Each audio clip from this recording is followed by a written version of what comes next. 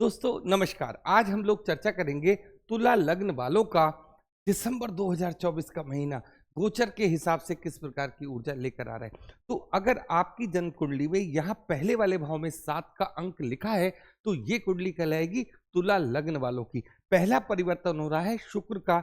शुक्र 3 दिसंबर को धनु राशि से निकलकर मकर राशि में आ जाएंगे, फिर 27 दिसंबर को कुंभ राशि में आ जाएंगे। सूर्य 16 तारीख को वृश्चिक राशि से निकलकर धनु राशि में चले जाएंगे। बात करते हैं अगर हम लोग बुध की, तो बुध का यहाँ पर क्या है, पहले तो ये अभी बुध अस्त पोजीशन में चल रहे हैं। कब? 11 तारीख को ये उदय हो जाएंगे। उसके बाद 16 तारीख को बुध यहाँ से मार्गी अवस्था में आएंगे। और एक परिवर्तन हो रहा है हमारा मंगल का। मंगल 7 तारीख को क्या वक्री पोजीशन में चले जाएंगे। और किस राशि में चल रहे हैं इस समय? कर्क राशि में चल रहे हैं। नीच के मंगल चल रहे हैं। केतु के कन्या राशि में गोचर करेंगे।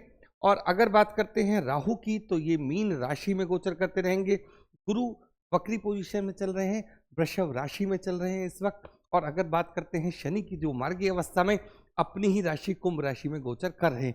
तो अब इन सब ग्रहों का हमारे ऊपर क्या प्रभाव पड़ेगा, मतलब तुला लग्न के ऊपर इसका क्या प्रभाव पड़ेगा। तो सबसे पहले स्टार्टिंग हम लोग कहाँ से करते हैं? लग्नेश से स्टार्ट करते हैं। और हमारा लग्नेश कौन है? शुक्र। इस समय कहाँ पर बैठा है? 3rd हाउस में। लेकिन 2 दिन के बाद ही जब शुक्र हमारे मकर राशि में आ जाएंगे और उनके ऊपर मंगल की दृष्टि पड़ेगी, तो वहां से हम लोग स्टार्ट करते हैं। शुरू के दिन तो हमारा सारा जो फोकस रहेगा, जैसे दिसंबर का महीना शुरू होगा, आसपास जितने भी लोग अभी अनमैरिड हैं उनका सारा ध्यान किधर रहेगा? शुक्र की एनर्जी के ऊपर रहेगा। और उनके संबंध, उनकी बातचीत भी बहुत अच्छी रहेगी। 4th हाउस में जब शुक्र आता है तो व्यक्ति क्या है, अपनी थोड़ी जिम्मेदारी को भी पहचानता है किस प्रकार का, कि मुझे लग्जरी चाहिए, अच्छा मकान चाहिए, अच्छी गाड़ी चाहिए। इस तरीके की बातें इस पूरे महीने में आपको अपने मन में चलती हुई दिखाई देगी कि क्यों मैं ज़्यादा से ज़्यादा पैसा नहीं कमा सकता, क्यों मैं वैभवता के साथ नहीं रह सकता। इस क्यों के ऊपर ही जब आप फोकस करोगे, तब आपके पास आप देखोगे कि जिन तुला लग्न वालों को इस महीने गाड़ी की आवश्यकता है और उनके पास पैसा भी है, तो वो एक अच्छी गाड़ी ले सकते हैं। 2 दिसंबर के बाद ये प्रोग्राम आप पूरे दिसंबर 27 तक ले सकते हैं। अगर हम लोग बात करते हैं आपके 2nd हाउस की, बैठे कौन है? सूर्य और बुध इस समय एक साथ बैठे हुए हैं। देखिए, सूर्य यहाँ अपनी मित्र राशि में बैठे हैं और बुध जो है अपने शत्रु की राशि में बैठे हुए हैं।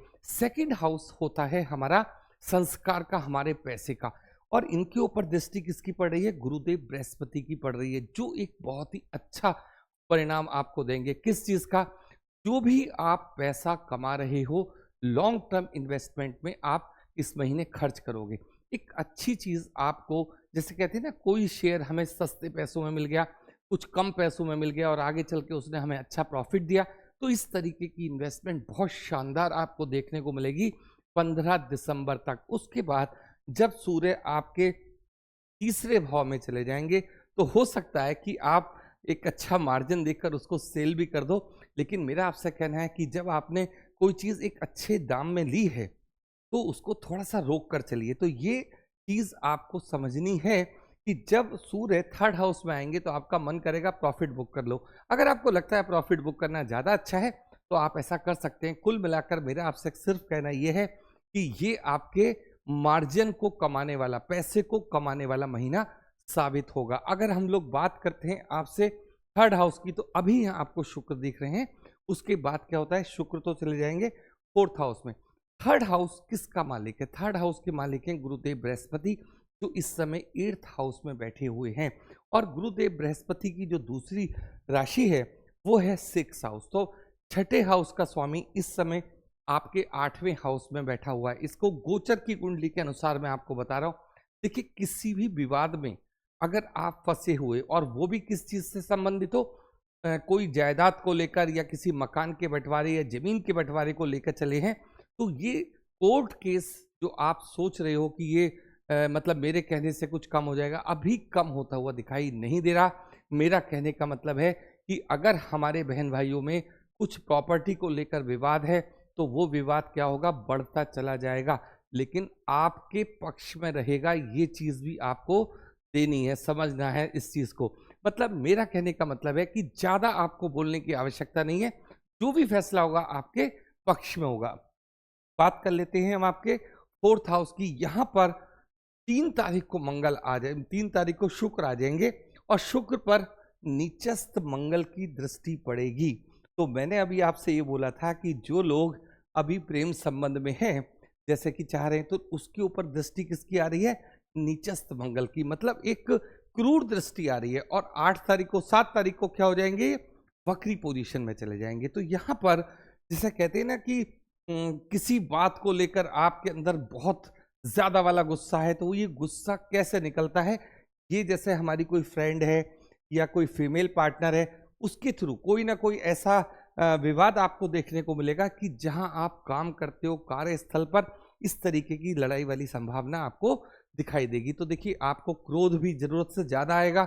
अब आपको ये देखना है कि भाई ये बात कितनी अच्छी तरीके से हम लोग सॉल्व कर सकते हैं, क्योंकि यहाँ पर मंगल की जो ऊर्जा है थोड़ा सा निम्न दर्जे की है।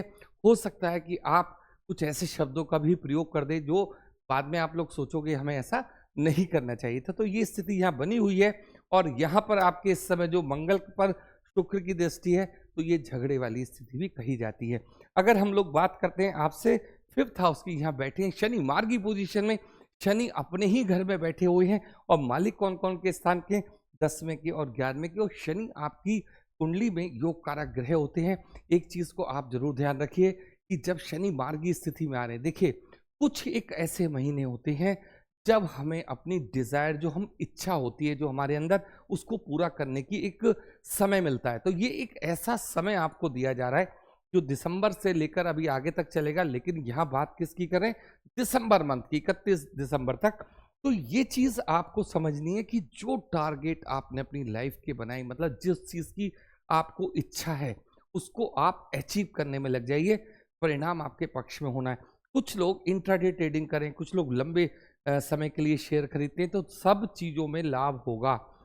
सिर्फ आपको उसकी टेक्निक समझनी चाहिए। तो यहाँ पर शनि आपकी इच्छा पूर्ति के लिए, इच्छा को पूरा करने के लिए बैठे हुए हैं। अगर हम लोग बात करते हैं 6th हाउस की, राहु मालिक कौन है यहाँ का? आपका गुरु। गुरुदेव बृहस्पति मीन राशि के मालिक होते हैं और राहु यहाँ पर कहाँ बैठे? 6th हाउस में बैठे। पूरी तरीके से आप ये समझिए, रोग ऋण शत्रु आपके सामने टिक नहीं सकता। लेकिन एक चीज का भी आपको ख्याल रखना है कि अगर कोई शत्रुता बहुत लंबे समय के लिए खिंच गई, तो जीत तो आपकी पक्की है, लेकिन आपको डिस्टर्ब बहुत ज्यादा कर देगी। इस चीज को भी आपको समझना है कि किस चीज को लंबे समय तक आपको लेके चलना है और किस चीज का फैसला हमें 4 लोगों को मिलकर पूरा कर लेना है। तो ज्यादा अगर हम झगड़े में पड़ते हैं, तो हमारे जीवन की ऊर्जा भी किस में चली जाएगी? लड़ाई झगड़े में चली जाएगी। जिन लोगों को जॉब नहीं मिली है, उन लोगों के लिए मैं एक बात कहना चाहता हूं कि आपको संघर्ष, मतलब थोड़ी मेहनत के बाद ही जॉब मिलने की संभावना है। अगर हम लोग बात करते हैं आपके 7th हाउस की, मालिक कौन है? मंगल। बैठे कहां पर है? 10th हाउस में। देखिए, इस महीने आप एक चीज समझिए, अगर आप कोई बिजनेस करते हैं, तो किसी भी तरीके से अगर आप ये सोचते हो कि मैं स्पाउस के पैसे, मान लीजिए आपको 1 लाख रुपए की आवश्यकता है और आपने देखा कि मेरे स्पाउस के अकाउंट में 1 लाख रुपया है, तो मैं उसको लेकर अपने बिजनेस में लगाता हूं, फिर इनको रिटर्न कर दूंगा। इस महीने ये गलती आप बिल्कुल ना कीजिए। कारण क्या है? 7 तारीख से जो मंगल वक्री पोजीशन में जा रहे हैं, तो उनको हमेशा क्या लगेगा? मेरा पैसा, मेरी चीज आपने यूज करी, इस तरीके की बातें आपको सुनने को मिलेंगी। उनके पैसे पर बिल्कुल भी आप अपना दृष्टि मत रखिए। ये लड़ाई की एक बहुत बड़ी वजह बन जाएगी। आप अपने बिजनेस पार्टनर से भी बिल्कुल इस समय पैसा ना उधार लेंगे और ना ही उससे ये कहेंगे कि इस समय कुछ पेमेंट्स मेरी तरफ हो रहे, आप इसकी तरफ पेमेंट कर दीजिए। तो मेरा कहने का मतलब सिर्फ आपसे यह है कि अगर हम बिजनेस पार्टनरशिप में हैं, तो आप अपने सिस्टम का पैसा खुद अदा कीजिए। वो कहीं से भी लेकर कीजिए, लोन ले लीजिए, लेकिन ना तो आप अपने स्पाउस से लेंगे और ना ही किसी भी प्रकार से अपने बिजनेस पार्टनर से लेंगे। एक चीज मैं आपको यहां और बताने जा रहा हूं, शुक्र की दृष्टि भी मंगल पर पड़ रही है।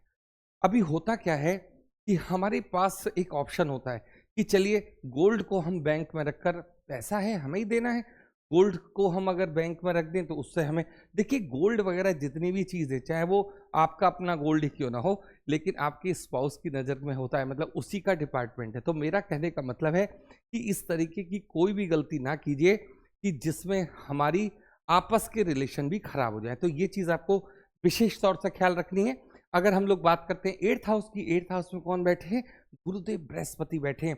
देखिए, आपके ऊपर कितना भी बड़ा संकट आ जाए, आपके पास 2 से 3 दिन की प्रॉब्लम आएगी, लेकिन फिर वो क्या हो जाएगी, एकदम आपको उसका कोई ना कोई ऐसा तरीका जरूर समझ में आएगा जिससे आप बाहर निकल आओगे। ये गुरु की कृपा होती है। अगर हम लोग बात करते हैं आपके 9th हाउस की, मालिक कौन है? बुध बैठे कहाँ हैं? 2nd हाउस में बैठे।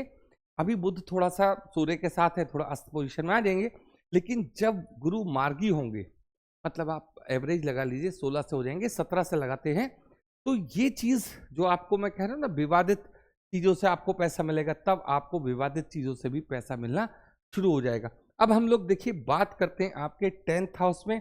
मंगल की स्थिति यहाँ पर बहुत अच्छी नहीं देखी जा रही। नीच के मंगल बैठे हैं, एनर्जी उनकी कम है और वक्री पोजीशन में भी ये जा रहे हैं 7 दिसंबर से।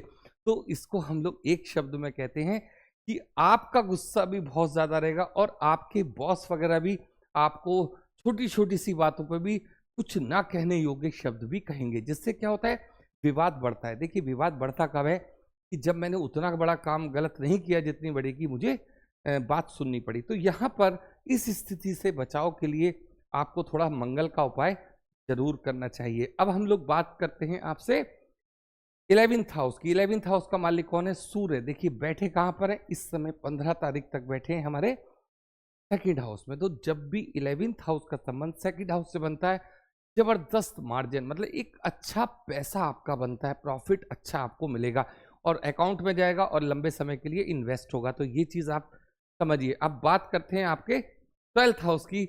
मालिक कौन है? बुध बैठे कहाँ पर है? 2nd हाउस में।